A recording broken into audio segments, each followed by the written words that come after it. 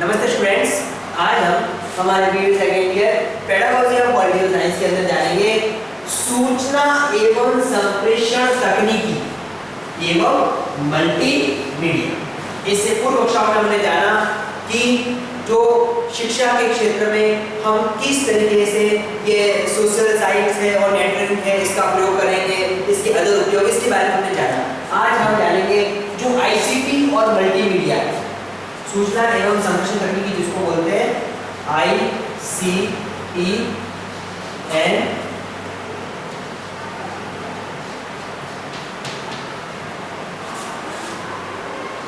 Multimedia. ICT information एवं communication technology और multimedia. तो इस ICT और मल्टीमीडिया का क्या है? जब संप्रेषण की हम बात करते हैं, सामान्य तौर पर सिर्फ संप्रेषण की, संप्रेषण, तो संप्रेषण अपने आप में एक प्राचीन अवधारणा है। संप्रेषण को प्राचीन तौर पर माना जाता है कि संप्रेषण के माध्यम से ही किसी भी कार्य को सही से पूर्ण किया जा सकता है। और जब शिक्षण की बात है तो संप्रेषण होना स्वाभाविक है। बिना संप्रेषण के शिक्षण कार्य पूर्ण नहीं हो सकता। एक गुरु एक शिष्य को अपनी बात रखता है, एक शिष्य गुरु के समक्ष अपनी बातों को रखता है, शिक्षण में संप्रेषण होता है। तो इसी संप्रेषण के माध्यम से शिक्षण की प्रक्रिया प्रभावी और बेहतरीन तौर पर पूर्ण होती है। तो कहने का तात्पर्य है शिक्षण को सही रूप से संचालित करने के लिए संप्रेषण की प्रक्रिया होनी चाहिए। और वही अगर मल्टीमीडिया की बात करें तो मल्टीमीडिया अपने आप में टेक्नोलॉजी का एक टेक्नोलॉजी है, अपने आप में एक आविष्कार है जिसके माध्यम से बहुत से फंक्शंस, बहुत से ऐसे आविष्कारों को एक साथ हम शिक्षण में शामिल कर सकते हैं। जैसे कि हमारा मोबाइल फोन अपना मल्टीमीडिया फोन है, तो इसके अंदर बहुत सारे फीचर्स हैं जिसके माध्यम से हम एजुकेशन के रूप में इसको अपने अच्छे से प्रयोग कर सकते हैं। तो मल्टीमीडिया बहुत से फंक्शन दिए हुए होता है और सूचना एवं संप्रेषण तकनीकी अपने आप में आज समय और परिस्थितियों की मांग है कि इसके माध्यम से शिक्षण को बेहतर रूप से पूर्ण किया जा सकता है। आज शिक्षण सूचना एवं संप्रेषण तकनीकी तौर पर जुड़ा हुआ है। आज बहुत से स्टूडेंट्स अपने घर बैठे हुए, लेकिन इसके माध्यम से घर बैठे ही अपना शिक्षण कार्य कर रहे हैं। इसमें बहुत से तरीके हैं, चाहे वो ऑनलाइन वीडियो के तौर पे यूट्यूब से देख सकते हो, जूम है, गूगल मीट है, वेबएक्स है, तो बहुत सारे ऐसे प्लेटफॉर्म्स हैं जिसके माध्यम से एजुकेशन प्रोवाइड करवाई जा रही है। तो सूचना एवं तकनीकी और मल्टीमीडिया का एक शिक्षक को नॉलेज होना चाहिए और अपने शिक्षण को बेहतर रूप से पूर्ण करने के लिए, बेहतर रूप से चलाने के लिए इसका प्रयोग लिया जा सकता है। अब हम इसको अच्छे से जानते हैं कि सूचना एवं संप्रेषण तकनीक की आवश्यकता और महत्व।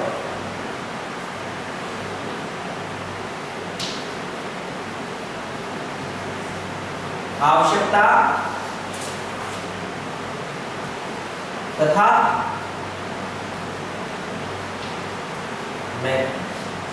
इसकी नीड और इंपॉर्टेंस किस तरीके से, इसके बारे में जानते हैं कि जब सूचना एवं संप्रेषण तकनीकी इसकी जरूरत और इसकी महत्व को हम समझते हैं। सबसे पहले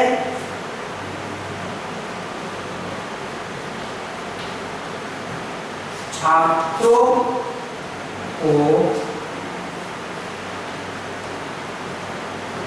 सरल रूप से ज्ञान, इसका प्रयोग करने से छात्रों को सरल रूप से ज्ञान प्राप्त किया जाता है। आसानी से बच्चों को ज्ञान प्रदान करवाया जा सकता है। बच्चे को किसी कक्षा में आने की जरूरत नहीं है, वो घर बैठे किसी स्थान पर भी इसका प्रयोग कर सकता है, ज्ञान प्राप्त कर सकता है। हमने कुछ वर्कशॉप में जाना था ई लर्निंग के बारे में कि हमको किसी पुस्तक या किसी लेख को पढ़ना है तो किसी पुस्तकालय में जाने की जरूरत नहीं है। अगर हमको संबंधित इंस्टीट्यूट ई लाइब्रेरी प्रोवाइड करती है तो हम अपने मोबाइल, कंप्यूटर, लैपटॉप पर इसका प्रयोग कर सकते हैं। तो हमको आसानी और सुविधा उपलब्ध हो रही है और आसानी से ज्ञान प्राप्त हो रहा है। इसके पीछे दूसरा कारण ये है कि हम ऑन द स्क्रीन किसी काम को कर रहे हैं, ऑन द स्क्रीन किसी ज्ञान को जान रहे हैं, तो उसमें इंटरेस्ट क्रिएट होता है। और जब किसी चीज में इंटरेस्ट आता है तो आधा हम वहीं पर सीख लेते हैं और आधी हम किसी ज्ञान को प्राप्त करके सीख लेते हैं। तो हम कहने का तात्पर्य ये है कि सूचना के हमको आसानी से और सरल रूप से ज्ञान प्राप्त होता है। अगला है इसमें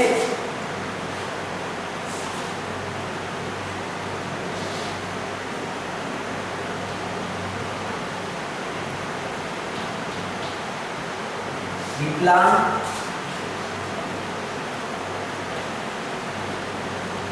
बालकों को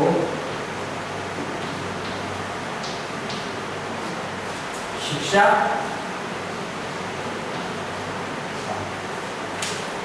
विकलांग बालक यानी कि जो हैंडीकैप स्टूडेंट्स होते हैं, विकलांग बालक होते हैं, उनको किस तरीके से एजुकेशन देंगे, क्या तरीके, तो वो सारे तरीके और प्रोसेस हमको ऑनलाइन और टेक्नोलॉजी के माध्यम से प्राप्त होते हैं। तो विकलांग बालकों को आसानी से शिक्षण करवाने के लिए हम सूचना संप्रेषण तकनीक मल्टीमीडिया का प्रयोग कर सकते हैं। अगला है इसमें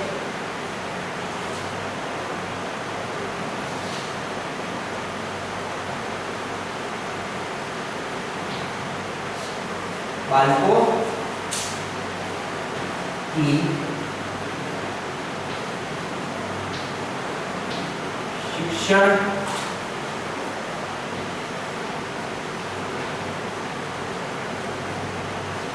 अधिगम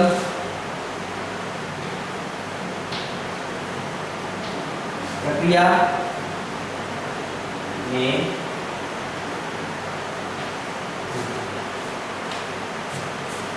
इससे बालकों की सीखने की प्रक्रिया में रुचि बनी रहती है, इंटरेस्ट क्रिएट होता है और यह इंटरेस्ट उनके ज्ञान में वृद्धि करने के लिए बहुत ही फायदेमंद साबित होता है। बच्चों को एक नया और नवाचार और टेक्नोलॉजी के माध्यम से शिक्षण करवाना, अगर हमको कोई नया करने को मिलेगा तो नए और नवीन तकनीकी हमको सीखने के लिए प्रेरित करेगी, हमको मोटिवेट करेगी और हमारे सीखने की प्रक्रिया में वृद्धि हो सकती है। तो हम कह सकते हैं कि बालकों की शिक्षण अधिगम प्रक्रिया में इसके माध्यम से रुचि बनती है। किताबी ज्ञान और सैद्धांतिक ज्ञान से जब बच्चा बाहर निकलता है, जब किसी प्रोजेक्टर के माध्यम से, किसी स्लाइड के माध्यम से, किसी कंप्यूटर के माध्यम से, किसी भी ऑनलाइन बोर्ड के माध्यम से जब बच्चा सीखेगा तो सीखने की प्रक्रिया में काफ़ी रुचि जागृत होती है, क्योंकि इसमें बोरियत निरस्ता दूर होती है और कुछ ना कुछ नयापन हमारे सामने प्रस्तुत होता है। अगला है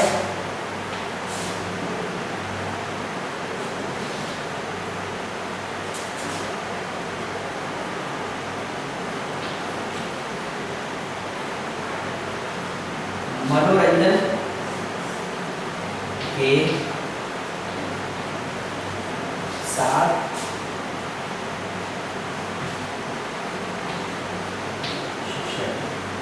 इस बात से हम पूर्ण तौर पर सहमत है कि शिक्षण मनोरंजन के साथ होता है, मनोरंजन क्रिएट होता है। तो एक मनोरंजन जब हमारे सामने होगा, शिक्षण जाएगा, एक मेथड दी दी है कि हम बच्चों को खेल के माध्यम से, भ्रमण के माध्यम से और ऐसे नए नए तरीकों के माध्यम से शिक्षण करवा सकते हैं, जिससे बच्चों में क्या होता है, इंटरेस्ट क्रिएट होता है, मनोरंजन उत्पन्न होता है।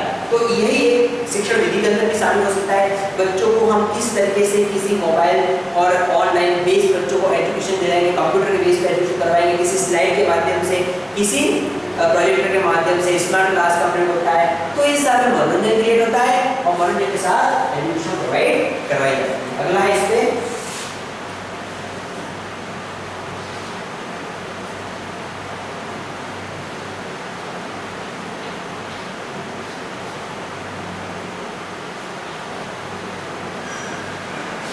शिक्षण सरल। इस बात से हम पूर्ण रूप से सहमत है कि शिक्षण बहुत ही इजी बेस पे दिया जाता है, सरल रूप से दिया जाता है कि किसी तरह की कोई प्रॉब्लम नहीं। एक शिक्षक अपने स्थान पर बैठे बैठे, कई बालक जो अपने घर बैठे हुए उनको आसानी से एजुकेशन एक स्थान पर बैठे प्रोवाइड करवा सकता है टेक्नोलॉजी का। पहले चीज ये होगी। दूसरी बात है कि हमारी कोई समस्या होती है, समस्या को समाधान के लिए अगर हम इस टेक्नोलॉजी का प्रयोग करेंगे तो हमको ऑल ओवर जो भी ऑनलाइन बेस पर जो भी इससे संबंधित प्रॉब्लम का सॉल्यूशन है वो हमको मिल सकता है। हम बड़े से बड़े एक्सपर्ट की भी राय ले सकते हैं, एक्सपर्ट के ज्ञान को जान सकते हैं और हम अपने इंडिया से बाहर अदर कंट्री के कुछ एक्सपर्ट से भी जान सकते हैं। तो इससे शिक्षण में सरलता उत्पन्न होती है। अगला इसमें नेक्स्ट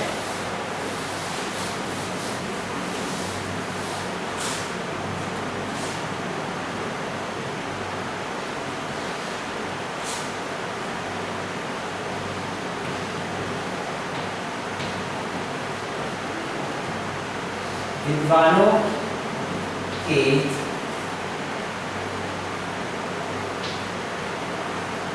अनुभव एवं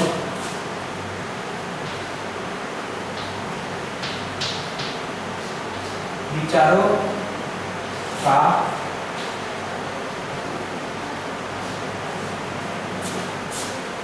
जैसा कि हमने इससे पहले पॉइंट में जाना था कि विद्वानों के अनुभव और जो भी विचार होते हैं उन विचारों का ज्ञान प्राप्त होता है। अभी हम देख रहे हैं कि इस कोरोना के समय में बहुत से ऐसे सेमिनार है, उसका रूप वेबिनार्स ले लिया, यानी कि ऑनलाइन बेस पर कार्य हो रहा है, वर्कशॉप होते हैं, एफडीपीज होते हैं, बहुत से ऐसे लेक्चर्स हैं जो है ऑनलाइन बेस पर हो रहे हैं। तो इसमें विभिन्न यूनिवर्सिटी के विद्वानों को शामिल किया जाता है, क्योंकि उसमें सिर्फ टेक्नोलॉजी का सहारा लेना है। तो टेक्नोलॉजी में हम नेशनल से लेकर इंटरनेशनल लेवल तक के एक्सपर्ट को भी शामिल कर सकते हैं। तो इस तरीके से जो एक्सपर्ट्स होते हैं उनको शामिल करके नॉलेज प्रोवाइड किया जाता है, नॉलेज प्रदान किया जाता है। तो इससे हम क्या देख रहे हैं कि अनुभव विचारों को हमको ज्ञान मिल रहा है। नहीं तो क्या होता है कि एक तरीके से उनको एक पर्टिकुलर प्लेस पर आना पड़ता था और वहाँ पर किसी बस आने का समय हो कि नहीं हो, इन सब बात का ध्यान देना पड़ता था। लेकिन इस टेक्नोलॉजी ऑनलाइन ऐसा नहीं होता है, अपना जो समय है अपने स्थान पर बैठकर ही दिया जाता है, तो बहुत सा समय बच जाता है, आने जाने का समय बच जाता है। तो इस तरीके से टेक्नोलॉजी का सहारा लेकर एक जगह से ही विभिन्न विद्वान अपने ज्ञान और विचार को प्रदान करते हैं और हम उसका सहारा ले सकते हैं। तो बहुत सा ऐसा फायदा है जो हमको इस टेक्नोलॉजी का अपनी हाल फिलहाल में मिल रहा है। अगला है इसमें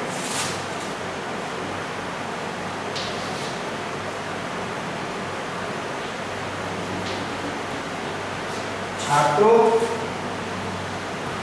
की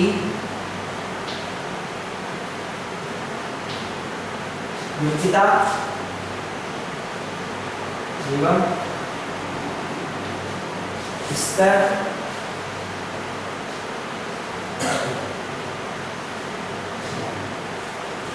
छात्रों की योग्यता एवं स्तर का ध्यान, उनकी क्या योग्यता है, उनकी क्या लेवल से, इसका ध्यान इसके अंदर रखा जाता है। बच्चों की योग्यता और स्तर को ध्यान में रखकर बच्चों का एजुकेशन दे सकते हैं। उनके लिए कौन से तरीकों का इस्तेमाल करना है, उसके लिए हम अपने टीचिंग में किस तरह से इम्प्रूवमेंट लाना है, अपने आप को कैसे चेंजेस करना है, ये सारे के सारे बातें आपको आईसीटी और मल्टीमीडिया के माध्यम से सीखने को मिलती है। प्लस जो बच्चा थोड़ा सा कम बुद्धि का होता है, आईक्यू लेवल कम होता है, वो भी अगर ऑन द स्क्रीन किसी चीज को जानता है, समझता है, तो उसके अंदर इंटरेस्टेड होता है और इंटरेस्ट उसके अंदर उसके नॉलेज में वृद्धि कर सकती है। तो इस तरीके से कह सकते हैं कि छात्रों की योग्यता और स्तर का इसमें ध्यान रखा जाता है। अगला है इसमें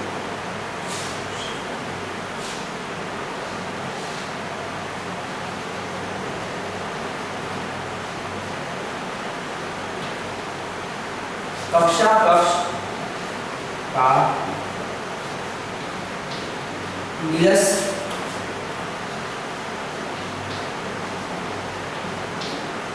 वातावरण, कक्षा कक्ष का नीरस वातावरण। हम देखते हैं बच्चे कक्षा कक्ष में अत्याधिक जब पढ़ते हैं तो उसमें नीरसता आ जाती है, बोरियत आ जाती है। और स्कूल में जब पहली फर्स्ट ग्रेड सेकंड ग्रेड होते हैं, उसके बाद जब लास्ट के 7 8 ग्रेड आते हैं तो उस बच्चों के थोड़ा सा निरस्ता और उदासीपन या बोरियत शुरू हो जाती है। तो इस तरीके की कक्षा का नीरस वातावरण को दूर किया जा सकता है अगर हम आईसीटी और टेक्नोलॉजी का हम विद्यालय के कुछ अंतिम पीरियड के अंदर इस कालांश के अंतर्गत इसका प्रयोग करेंगे तो हम देखेंगे कि बच्चों में इंटरेस्ट क्रिएट होगा, बच्चों में अंदर से क्या आ जाएगी, बच्चे जाग जाएंगे और निरस्ता दूर हो जाएगी और बच्चे को अगर जो सिखाना चाहते हैं वो आसानी से और सहज रूप से सीख सकता है। तो कहने का मतलब है आईसीटी और मल्टीमीडिया कक्षा कक्ष के नीरस वातावरण को दूर करता है। एंड लास्ट इसमें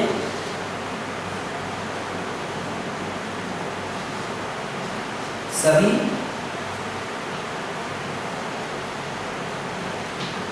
बालकों के लिए समान, सभी बालकों के लिए समान। आईसीटी और मल्टीमीडिया सभी बच्चों के लिए समान रूप से होता है और समान रूप से बच्चों इस पे एजुकेशन ले सकते हैं।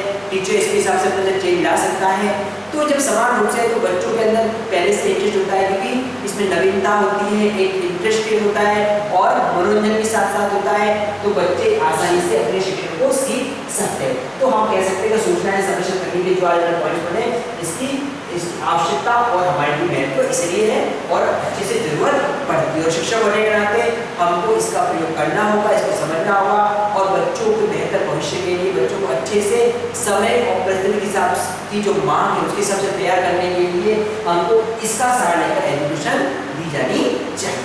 तो यह है सूचना संरक्षण करने की आवश्यकता और महत्व। अब हम जानेंगे इसकी भूमिका।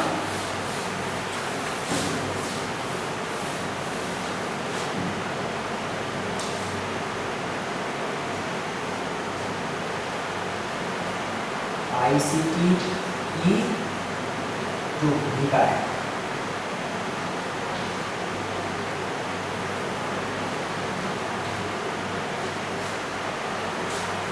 आईसीटी की जो भूमिका है, पॉइंट वाइज समझते हैं। सबसे पहले इसमें आ जाती है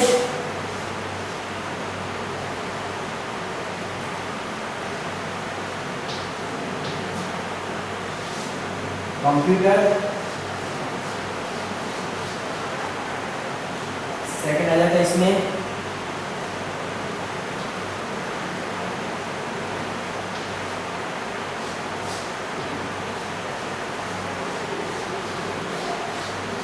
इंटरनेट, नेक्स्ट आ जाता है इसमें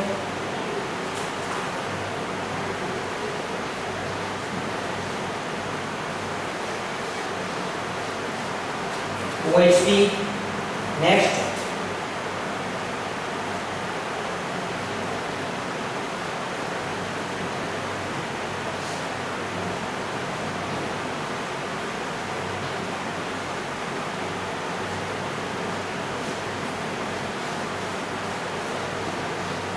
स्लाइड प्रोजेक्टर,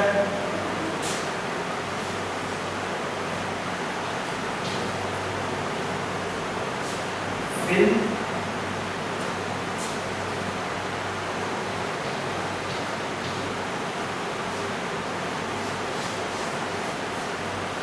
फिल्म स्ट्रिप,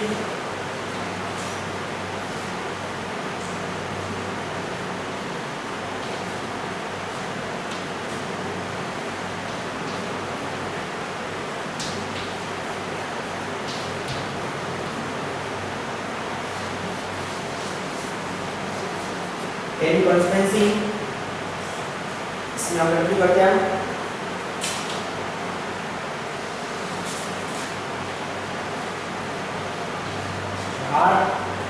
एवं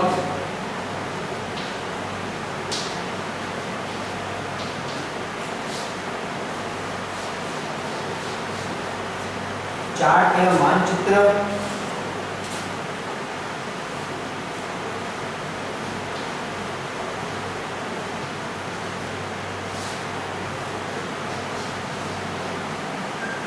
प्रतिरूप,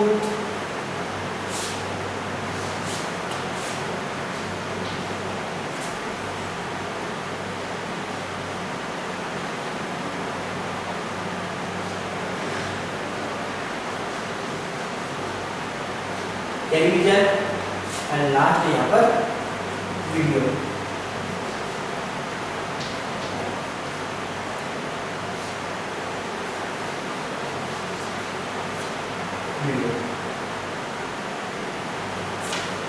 तो हमने यहाँ पर एक डायग्राम बनाया है कि आईसीटी का अपना क्या रोल है, इसकी क्या भूमिका है, इसके रोल, इसकी भूमिका को हम समझते हैं।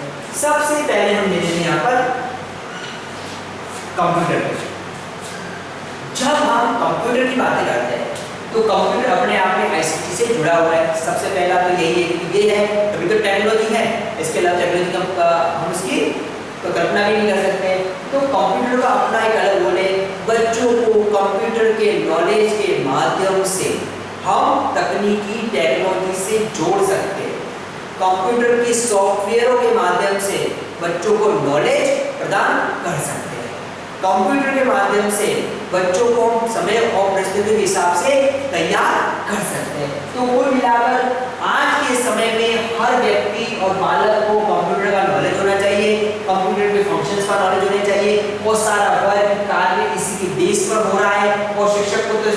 रूप से ज्ञान होना चाहिए और अब इस नॉलेज के माध्यम से एक बेहतर शिक्षण प्रदान कर सकता है।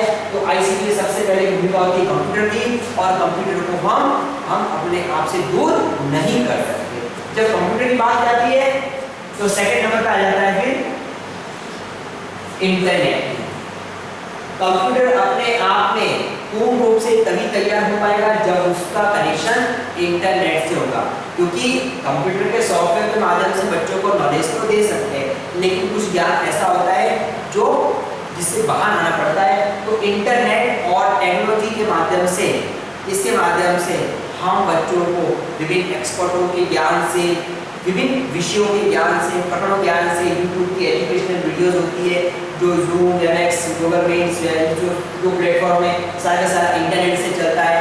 तो इंटरनेट की क्या भूमिका है इसको हम वर्तमान समय में समझ सकते हैं। तो इंटरनेट आईसीटी की सेकंड भूमिका में आता है। तीसरा आ जाता है इसमें, हम देख लेते हैं यहाँ पर चार मान, इसको देख लेते हैं, OHP को देख लेते हैं। OHP overhead projector. Overhead projector के माध्यम से हम किसी स्क्रीन के माध्यम से हम बच्चों को नॉलेज प्रदान कर सकते हैं, किसी प्रोजेक्ट के माध्यम से हम बच्चों को ज्ञान दे सकते हैं, ऑन द स्क्रीन लाकर बच्चों को संबंधित नॉलेज दे सकते हैं। तो OHP अपने आप में इंटरेस्ट करता है और बच्चों को नॉलेज प्रोवाइड करने के लिए एक अच्छा माध्यम है। उसके बाद आता है नेक्स्ट स्लाइड प्रोजेक्टर। स्लाइड अपने आप में हम कंप्यूटर पे एक स्लाइड बनाते हैं जिसको हम अपने हिसाब से परिवर्तित कर सकते हैं, चेंजेस ला सकते हैं उसमें, चित्र, और हम विभिन्न आइकनों का सहारा ले सकते हैं। तो इफेक्टिव स्लाइड के माध्यम से हम ऑन द स्क्रीन बच्चों को उस स्लाइड के माध्यम से एजुकेशन प्रदान कर सकते हैं। वर्तमान समय में हम देख सकते हैं स्लाइड प्रोजेक्टर में हम जो वर्तमान समय पीपीटी आ रही है, पावर पॉइंट प्रेजेंटेशन, तो इसमें भी जो बहुत सारी स्लाइड्स बनती है और पावर पॉइंट के माध्यम से हम अपनी टॉपिक को बेहतर ढंग से बच्चों के सामने ऑन द स्क्रीन रखकर उसको प्रेजेंट करते चलते हैं और स्लाइडों को चेंजेस करते चलते हैं। तो स्लाइड प्रोजेक्टर एक अच्छा माध्यम है। अगला आ जाता है इसमें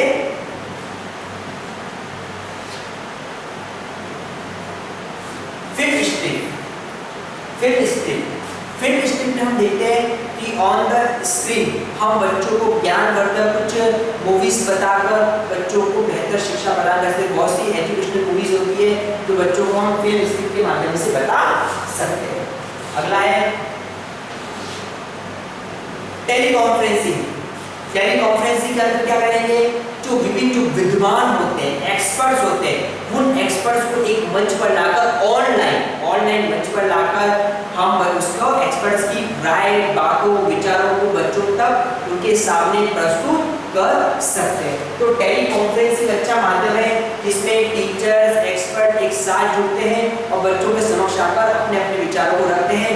बच्चे अपनी जिज्ञासा, अपने क्वेश्चंस को उनके सामने रख सकते हैं और इस तरीके से एक कम्युनिकेशन बना हुआ रहता है और ये भी आईसीटी के अंदर आता है। अगला ले लेते हैं हम यहाँ पर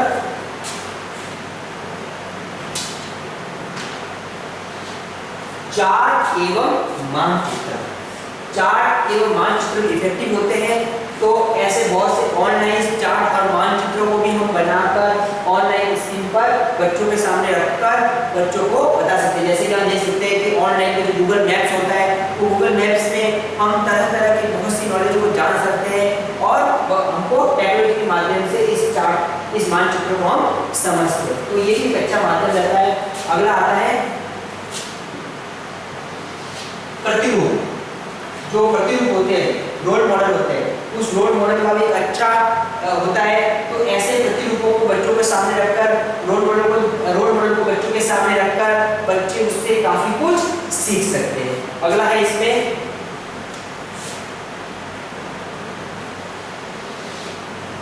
टेलीविजन। टेलीविजन अपने आप में एक महत्वपूर्ण भूमिका को निभाता है। टेलीविजन के माध्यम देखते बहुत से ऐसे एजुकेशनल चैनल्स होते हैं, हिस्टोरिकल चैनल्स होते हैं, बहुत से सांस्कृतिक चैनल होते हैं, बहुत से एक न्यूज़ चैनल भी होते हैं, एजुकेशनल चैनल भी होते हैं। तो ये जो टेलीविजन के अंदर जो चैनल्स आते हैं, इन चैनल्स के इस माध्यम से बच्चों के अंदर नॉलेज में वृद्धि हो सकती है, उनके नॉलेज में हम बढ़ोतरी करवा सकते हैं। तो ऐसे एजुकेशनल चैनल के बारे में हमको बच्चों को बताना चाहिए और बच्चों को, पेरेंट्स को बताना चाहिए कि ऐसे चैनल्स के माध्यम से बच्चों को दिखाया जाए। हम देखते हैं कि बहुत से ऐसे वीडियोस होते हैं जो चैनल्स पे आते हैं और बच्चे उसको आसानी से शिक्षण कर सकते हैं। तो कहने का तात्पर्य है टेलीविजन अपने आप में आईसीटी की भूमिका निभाता है, जिसके अंदर एजुकेशनल चैनलों के माध्यम से बच्चों को नॉलेज प्रोवाइड करवा सकते हैं। अगला है इसमें लास्ट वीडियो हो गया आपके आईसीटी वेब के इंटरनेट प्रतिरूप मानचित्र वीडियो।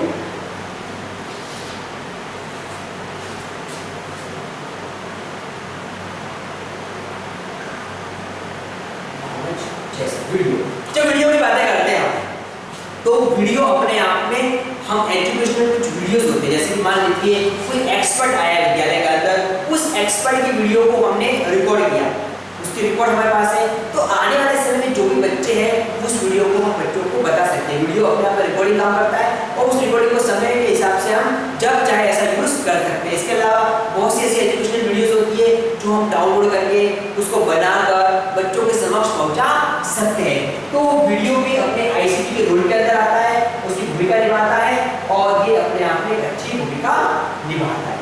तो हम कह सकते हैं कि किस तरीके से सूचना एवं तकनीक तकनीक जो आईसीटी है, कौन कौन सा आईसीटी है, चाहे कंप्यूटर हो, इंटरनेट हो, ओएसपी हो, स्लाइड प्रोजेक्टर हो, फिल्म स्टिक हो, टेलीकॉन्फ्रेंसिंग हो, चार्ट मानचित्र, प्रतिरूप, टेलीविजन और वीडियो, ये अपनी भूमिका निभाते हैं और इस तरीके से बच्चों के एजुकेशन को बेहतर बनाया जा सकता है और शिक्षक को इसका एक बेहतर नॉलेज होना चाहिए। तो आज हमने कक्षा में जाना कि आईसीटी की आवश्यकता और महत्व किस तरीके से है और आईसीटी अपनी भूमिका शिक्षण में और किस तरीके से बच्चों के समक्ष प्रस्तुत करवा सकते हैं। तो आईसीटी को हमने समझा और आईसीटी को हमने शिक्षण के साथ जोड़ा। अब इसी के संदर्भ में आपका असाइनमेंट है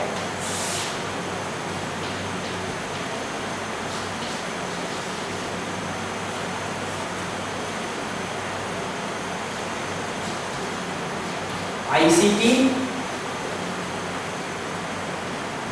का महत्व एवं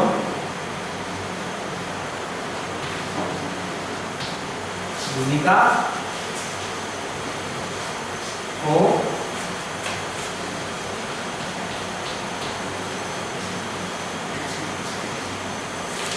आईसीटी का महत्व और भूमिका को बताइए। इंफॉर्मेशन इन कंप्यूटर टेक्नोलॉजी, सूचनाएं समझने तकनीक क्या है, इसका महत्व और भूमिका को बताएं। स्टूडेंट इसमें बताया थोड़ा का समय चल रहा है, इसमें सावधानी सतर्कता रखिए।